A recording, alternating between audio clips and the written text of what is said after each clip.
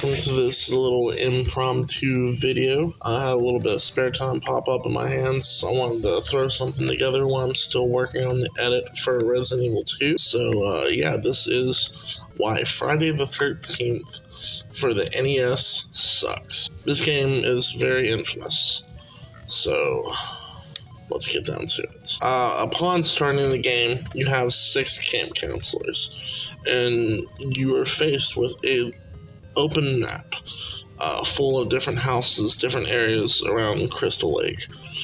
Each counselor having different abilities and you could say stats that kind of dictate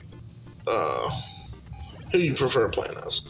For me, I usually start off with one of the girl counselors. So you see right here, I chose Laura. Chrissy is my favorite because she's faster, jumps a little higher, but usually use one of the weaker counselors to get a good grip on the game and get started.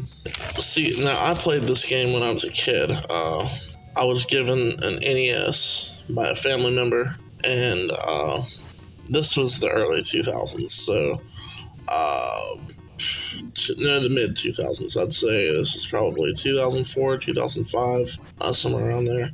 And I had this NES, and my mom grew up in the 80s, so she had an extensive bit of knowledge on NES games and what to play, what I'd like, because usually whatever mom liked, I liked, so that's how that went. Yeah, I remember my grandmother ordered me this game, the cartridge, Friday the 13th, and I booted it up. It was terrifying. I remember that. It was definitely scary. It was extremely challenging, and it's still a pretty fucking hard game to play. The game does not tell you a lot of things. Is it kind of a faithful nod to the source material? In some ways, yes. In some ways. In some way more than others. Is it a challenging game? Yes. Yeah, it is. In a lot of ways. And I feel like that kind of hurts the game in a lot of ways, because you have a game based on such a popular icon. And this happened a lot in the age of the NES.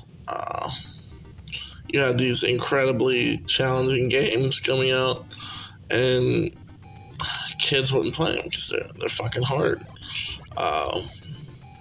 You have stuff like Mario and all the classics that people can get into easily, and then all these super hard games were listed as pieces of shit by angry video game nerd, nostalgic critic, all the OG game reviewer YouTubes, because they reviewed stuff that they grew up with. But yeah, this game is I guess I don't really have a whole lot to say about this game, so I'll keep going for a little bit longer. But this is supposed to be like a quick format type of video. So yeah, occasionally you will fight the very infamous NES Jason, and he has a purple suit with a blue mask, and he has all sorts of different weapons he comes at you with, and this was probably one of the earliest Jasons I saw, other than Freddy versus Jason. So this one kind of holds a special place in my heart, only for the value of the game and whatnot. Yeah, this game fucking sucks. I'm sorry. Now, as I'm watching this and reviewing the footage, one of the things that really infuriates me is how confusing the woods and the caves are in this game, because you get lost and you're literally doing the same loop in a place 7 times.